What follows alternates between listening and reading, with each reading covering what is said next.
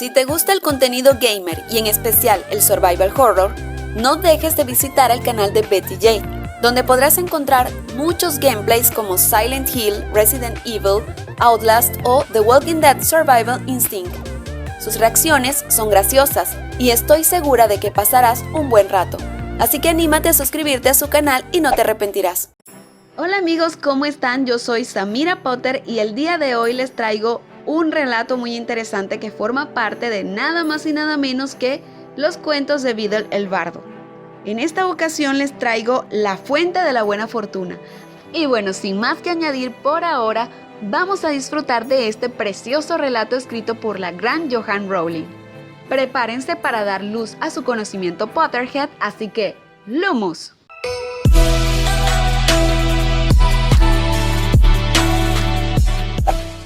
En lo alto de una colina que se alzaba en un jardín encantado, rodeado por algunos muros y protegido por poderosos hechizos, manaba la fuente de la buena fortuna.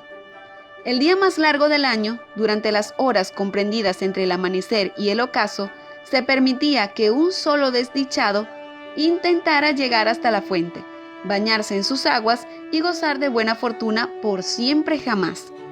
El día señalado, antes del alba, centenares de personas venidas de todos los rincones del reino se congregaron ante los muros del jardín. Hombres y mujeres, ricos y pobres, jóvenes y ancianos, con poderes mágicos y sin ellos, se reunieron allí de madrugada, todos confiados en ser el afortunado que lograría entrar en el jardín. 3 brujas, cada una con su carga de aflicción, se encontraron entre la multitud y se contaron sus penas mientras aguardaban el amanecer. La primera, que se llamaba Asha, padecía una enfermedad que ningún sanador había logrado curar. Confiaba en que la fuente remediara su dolencia y le concediera una vida larga y feliz.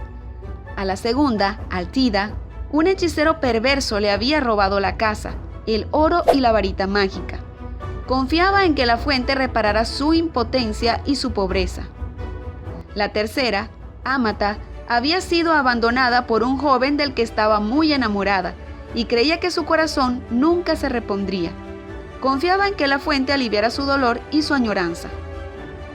Tras compadecerse unas de otras por sus respectivos padecimientos, las 3 mujeres decidieron que, si se presentaba la oportunidad, unirían sus fuerzas y tratarían de llegar juntas a la fuente. Cuando los primeros rayos de sol desgarraron el cielo, se abrió una grieta en el muro. La multitud se abalanzó hacia allí. Todos reivindicaban a gritos su derecho a recibir la bendición de la fuente. Unas enredaderas que crecían en el jardín, al otro lado del muro, serpentearon entre la multitud y se enroscaron alrededor de la primera bruja, Asha. Esta agarró por la muñeca a la segunda, Altida, quien a su vez se aferró a la túnica de la tercera, Amata. Y Amata se enganchó en la armadura de un caballero de semblante triste, que estaba allí montado en su flaco rocín. La enredadera tiró de las 3 brujas y las hizo pasar por la grieta del muro, y el caballero cayó de su montura y se vio arrastrado también. Los furiosos gritos de la defraudada multitud inundaron la mañana, pero al cerrarse la grieta, todos guardaron silencio. Asha y Altida se enfadaron con Amata, porque sin querer había arrastrado a aquel caballero. En la fuente solo puede bañarse una persona. Como si no fuera bastante difícil decidir cuál de las 3 se bañará, solo falta que añadamos uno más. Sir Desventura, como era conocido el caballero en aquel reino, se percató de que las 3 mujeres eran brujas. Por tanto, como él no sabía hacer magia, ni tenía ninguna habilidad especial que lo hiciera destacar en las justas o en los duelos con espada, ni nada por lo que pudieran distinguirse los hombres no mágicos, se convenció de que no conseguiría llegar antes que ellas a la fuente. Así pues, declaró sus intenciones de retirarse al otro lado del muro. Al oír esto, Amata también se enfadó. «¡Hombre de poca fe!», lo reprendió. «Desenvaina tu espada, caballero, y ayúdanos a lograr nuestro objetivo».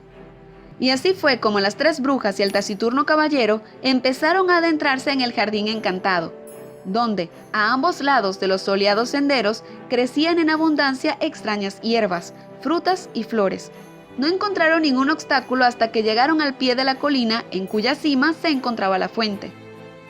Pero allá, enroscado alrededor del pie de la colina, había un monstruoso gusano blanco abotagado y ciego. Al acercarse a las brujas y el caballero, el gusano volvió su asquerosa cara hacia ellos y pronunció estas palabras: «Entregadme la prueba de vuestro dolor». Sir Desventura desenvainó la espada e intentó acabar con la bestia, pero la hoja se partió en dos. Entonces Altida le tiró piedras al gusano mientras Asha y Amata le lanzaban todos los hechizos que conocían para inmovilizarlo o dormirlo. Pero el poder de sus varitas mágicas no surtía más efecto que las piedras de su amiga o la espada del caballero, y el gusano no los dejaba pasar. El sol estaba cada vez más alto, y Asha, desesperada, rompió a llorar. Entonces el enorme gusano acercó su cara a la de Asha y se bebió las lágrimas que resbalaban por sus mejillas. Cuando hubo saciado su sed, se apartó deslizándose suavemente y se escondió en un agujero del suelo. Las tres brujas y el caballero, alegres porque el gusano había desaparecido, empezaron a escalar la colina, convencidos de que llegarían a la fuente antes del mediodía. Pero cuando se encontraban hacia la mitad de la empinada ladera, vieron unas palabras escritas en el suelo: «Entregadme el fruto de vuestros esfuerzos». Sir Desventura sacó la única moneda que tenía y la puso sobre la ladera cubierta de hierba. Pero la moneda echó a rodar y se perdió.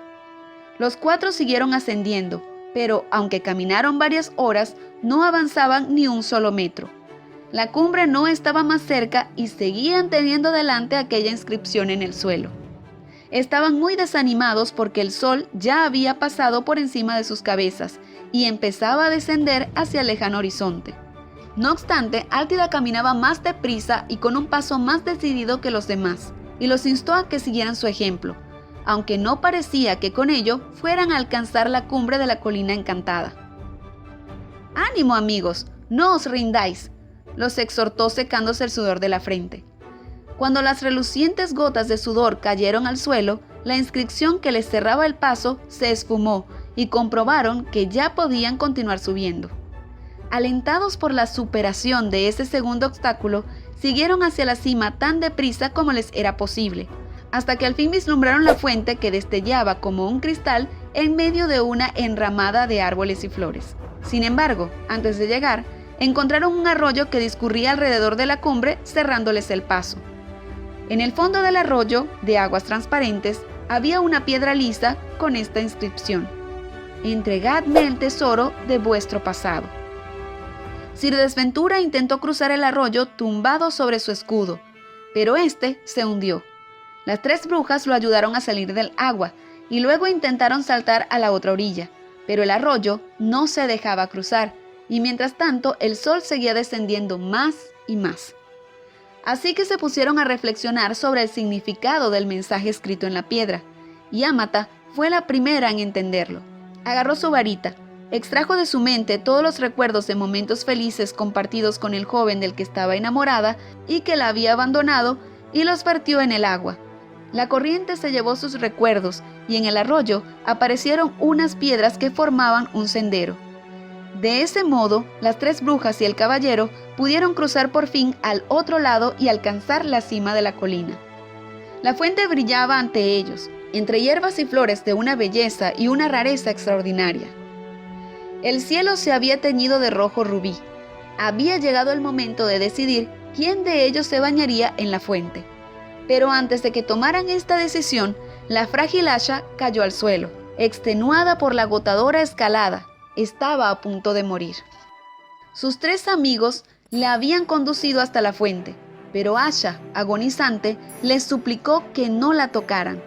Entonces, Altida se apresuró a recoger todas las hierbas que le parecían útiles, las mezcló en la calabaza donde Sir Aventura llevaba el agua y le dio a beber la poción a Asha. Entonces Asha se incorporó y al cabo de un instante ya se tenía en pie. Más aún, todos los síntomas de su terrible enfermedad habían desaparecido. «¡Estoy curada!», exclamó, «y no necesito bañarme en la fuente. Que se bañe Altida». Pero ésta se encontraba muy entretenida recogiendo más hierbas en su delantal. «Si puedo curar esa enfermedad, ganaré muchísimo oro», exclamó, «que se bañe Ámata». Sir Desventura hizo una reverencia invitando a Ámata a acercarse a la fuente, pero ella negó con la cabeza. El arroyo había hecho desaparecer toda la añoranza que sentía por su amado, y de pronto comprendió que aquel joven había sido cruel y desleal, y que en realidad debía alegrarse de haberse librado de él. «Buen señor, sois vos quien debe bañarse como recompensa por vuestra caballerosidad», dijo entonces. Haciendo sonar su armadura, el caballero avanzó hacia los últimos rayos del sol poniente y se bañó en la fuente de la buena fortuna, asombrado de ser el elegido entre centenares de personas y sin dar crédito a su gran suerte. Cuando el sol se ocultaba tras el horizonte, Sir Desventura emergió de las aguas luciendo todo el esplendor de su triunfo y se arrojó con su herrumbrosa armadura a los pies de Ámata, que era la mujer más buena y más hermosa que jamás había conocido. Exaltado por el éxito, le suplicó que le entregara su corazón, y Ámata, tan embelesada como él, comprendió que por fin había encontrado a un hombre digno de ella. Las tres brujas y el caballero bajaron juntos de la colina, agarrados del brazo, y los cuatro tuvieron una vida larga y feliz. Ninguno de ellos supo, ni sospechó jamás, que en las aguas de aquella fuente no había ningún sortilegio.